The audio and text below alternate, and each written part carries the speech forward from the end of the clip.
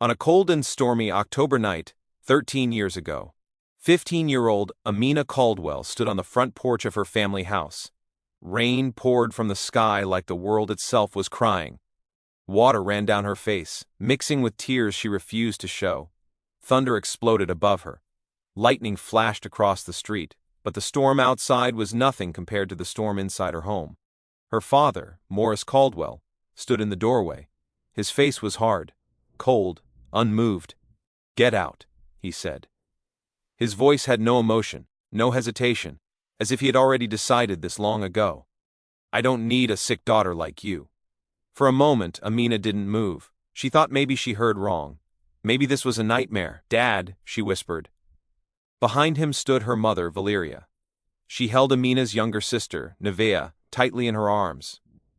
Nevaeh pretended to cry, but through her fake tears she looked straight at Amina. "Daddy, please," Nevaeh said in a weak voice.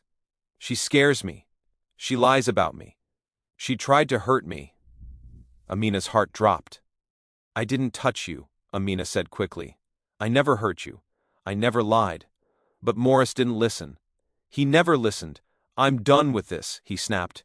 "If you can lie to your own family, you can't live here." The words hit harder than the thunder. "Dad, please," Amina begged. "It's not true. She's lying. You have to listen. Enough." He didn't even look at her. "Get out of my sight." Valeria didn't move.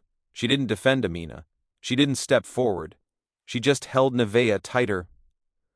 Then the door slammed, the lock clicked, and just like that, Amina was alone. The storm swallowed her. Rain soaked her clothes instantly. Cold water ran down her neck, her arms, her shoes. But she walked, because she had nowhere else to go. Each step felt heavy. Her shoes filled with water. Her body trembled. The words echoed in her head. "Sick daughter, liar, get out." She tried to call her best friend, Layla. The phone rang once, then died. 1% battery. She tried another friend. Nothing. Her phone went black. "Perfect," she whispered weakly. She walked toward the public library. Maybe she could stay there until morning. But when she arrived, the building was dark, locked. She pressed her forehead against the cold glass. "Please," she whispered. No answer. The bus station was 2 miles away. Her last hope. She forced herself to keep walking. The wind pushed against her. Rain hit her face like needles. Her thoughts twisted. Why did they believe Nevaeh? Why always her? What did I do wrong? Maybe Dad is right. Maybe something is wrong with me. That thought hurt more than anything. She stepped into the road without noticing. Headlights suddenly flashed. A loud horn screamed. Tires screeched. Everything turned white. Pain exploded through her body as a car hit her. She was thrown onto the wet street. Her head hit the pavement. Her shoulder slammed hard. The world spun. She tried to breathe. But only a weak sound came out. A car door slammed. Footsteps ran through the rain. "Oh my God, oh my God," a woman's voice. Gentle hands touched Amina's shoulder. "Sweetheart, can you hear me?" Amina tried to speak. Rain filled her mouth. "My parents," she whispered. The woman leaned closer, her face blurred by rain. "What's your name?" "Amina. Should I call your parents?" Amina shook weakly. "Please, don't. They don't want me." The woman froze. Her expression changed from panic to heartbreak. "What do you mean they don't want you?" But Amina was already fading. The woman quickly pulled out her phone. "Stay with me," she said firmly. "I'm calling an ambulance. I'm not leaving you." She removed her own coat and covered Amina with it, shielding her from the rain. "You're going to be okay," she whispered. "I promise." Sirens sounded in the distance. Amina tried to focus on the woman's face. It looked familiar, but darkness pulled her under. Everything went black. Amina woke to the sound of beeping. A steady, soft beep, beep, beep. Her eyes fluttered open. Bright white lights hurt her eyes. She tried to move, but her body ached everywhere. Her arm felt heavy. Her leg throbbed. Her head was pounding. "Ah, you're awake." A gentle voice broke through the haze. Amina turned her head slowly. A kind-looking nurse smiled at her. "She's awake," the nurse said softly to someone behind her. A man stepped into the room, not her father, not her mother, someone older with kind eyes and gray-streaked hair. "I'm Mr. Thompson," he said. "I was contacted by the woman who found you. She told me what happened." Amina tried to speak, but her throat was dry.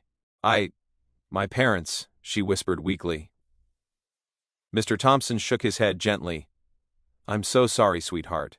Your parents, they've decided not to take responsibility. But you're safe now. You're not alone." Amina felt a mixture of relief and sadness. Her parents didn't care. Not a little. Not enough to call, not enough to check. Tears filled her eyes. I have nowhere to go," she said quietly. Mr. Thompson sat beside her bed. "Not anymore," he said. "You're coming with me. I'll make sure you're okay. You're not a burden. You're important." The next few days were a blur. Doctors checked her injuries. Bandages wrapped her cuts. Painkillers dulled the worst of it. But the pain in her heart, that was harder to heal. She missed home, though it was the home that rejected her. She missed her sister. Though Nevaeh had betrayed her, she missed even her father's cruel voice, because at least it was familiar. Mr. Thompson didn't push her to talk. He brought books, soft blankets, warm food. He even played piano in the evenings when Amina couldn't sleep. "I know it's hard," he said one night. "Life can be cruel, but you're stronger than you think. You'll see." Amina looked at him, unsure. "Stronger." "I feel broken," she said. "You are," he nodded. "But broken things can be rebuilt. Sometimes stronger than before." Slowly, Amina began to trust again. The fear that had lived in her heart for years. It started to shrink. Weeks passed. Her body healed. Her heart began to mend. She learned how to laugh again. A soft smile returned to her face, and for the first time in a long time, she felt safe. Then came the day she learned the truth about the woman who saved her. Her name was Lila Morgan, a social worker. But not just that, she was someone who had grown up knowing what it was like to be abandoned. "She saved you," Mr. Thompson said. "She's dedicated her life to helping children who have nowhere to go. She saw something special in you, Amina. That's why she didn't leave." Amina wanted to hug her, but words failed. So she just looked at Lila, her eyes full of gratitude. "You don't have to go back," Lila said softly. "Ever. Not to them. You have a new family now. People who care. People who will love you." Amina felt a warmth she hadn't felt in years. Love. Real love. Not the fake, cruel kind. New life wouldn't be easy. There would still be nightmares. There would still be anger and fear. But now she had a chance. A chance to live, not just survive. And that night, as she lay in her hospital bed, she made a silent promise. "I will never let anyone make me feel worthless again. I will rise. I will be strong. I will be me." Amina left the hospital. For the first time in her life, she stepped outside without fear. Mr. Thompson had arranged a small, cozy apartment for her. It was hers. All hers. The furniture was simple but warm. A soft bed, a small desk, a bookshelf filled with stories she had never read. "This is your new beginning," Mr. Thompson said, smiling. "You decide how to live. No one else." Amina ran her fingers over the desk. It felt real. Solid. Safe. She started attending school again. It was strange at first. Other kids stared, some whispered, some laughed. But Amina didn't cry. She remembered Mr. Thompson's words, "You're stronger than you think." She held her head high. Her first friend was Sarah, a kind girl, full of laughter. She noticed Amina sitting alone. "Hey, you can sit with us," Sarah said. Amina hesitated, then smiled. A small smile, but it was real. Days passed, weeks passed. Amina learned to trust again. She laughed, she studied, she even joined the school art club. Painting helped her express the pain she could not speak aloud. But life had a way of testing her. One rainy afternoon, a familiar voice called her name. "Amina." She froze. Her heart skipped. She turned slowly. Nevaeh. Her sister, Nevaeh, looked different. Taller, slimmer, but the same cruel eyes. I wanted to see you, Nevaeh said softly. Sorry for everything.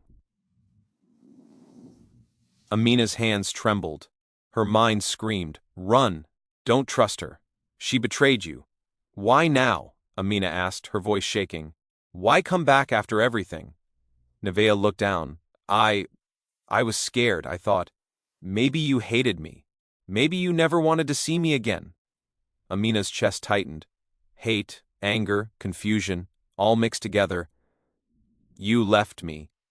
You left me to suffer," Amina said. Her voice grew louder. "You took everything from me.